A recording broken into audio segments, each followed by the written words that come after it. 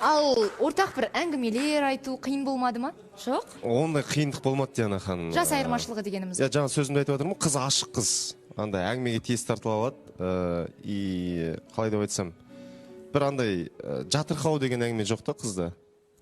Емін-еркін әңгімелесіп кете береді. И барынша күні кешеде енді бірінші кездесуде ұзақ қатты бір әңгімелесе алмасақ та, кешегі кездесуде не қалай болды, жалпы өмірімнен біраз әңгімелерді айтып берген болатын. Ол кісі де өмірінен біраз әңгімелер айтты деген сияқты. Айтасың ба өзің? Айтып көрсін. Сол жаяу қайттық кинодан. Соны сөйтіп біраз өзінің өміріндегі әңгімелерді айтты. Сол қобалжып тұрмын, ренжімеңіз. Жарайды, ал анаңыз ше? Анам қарсы емес, не деп жақсы пікірде. Ұнады ма ержігіт? Ұнады. Кеше сұраған болады, мамаң не деп жатыр, туған туысқандарың болса не деп жатыр деген сияқты. Ешқандай қарсы көз қарас жоқ, оң көзі қарасса деді. Оны да маған айтқан болатын. Бірақ мен өзімнің отбасыма келетін болсам, сөйлескен жоқпын әлі.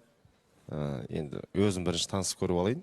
Одан кейін енді орта буында айтатын мнениелер болатын болса, ой пікірлер болатын болса. Сол кезде дейсіз. Айта жатар, айта кетейінші Диана ханым. Саламатсыз ба, қош келдіңіз. Ержігіт негізі көп қыздарға, үміткерлерге фейс-фактураң ұнайды деп айтпайды негізі. Молодец. Талғамы қиын дейсіз. Талғамы қиын ғой. Негізімен бір ойымша тізе тағаған болған сияқты Ержігітте. Өйткені ішіндегі өміріндегі оқиғаларды айтыпсың, оны көп адамға айта бермейсің негізі. Біздің өзімізге айтпайсың ғой, мысалы дегенім ғой.